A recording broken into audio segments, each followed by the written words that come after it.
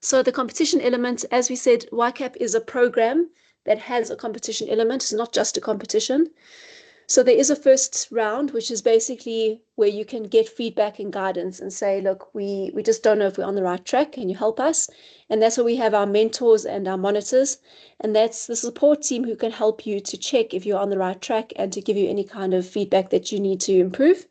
And then from there, you'll get to the district rounds. And the winners from there will go through another process where they look at their portfolio and get some feedback, and they can correct it and make it better. And then to the provincial round, and then the ones who go through from provincial to national also have opportunities to improve their portfolios and to add more information. So it's like a process of getting better and better and developing yourself as you go through the whole program.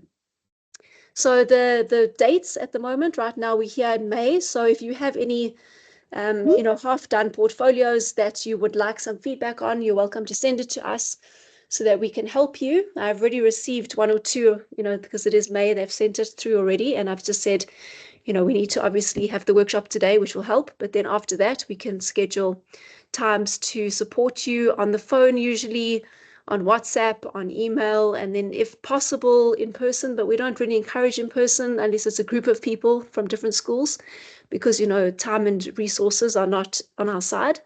So yeah, whatever way we do it, it will be helpful to you.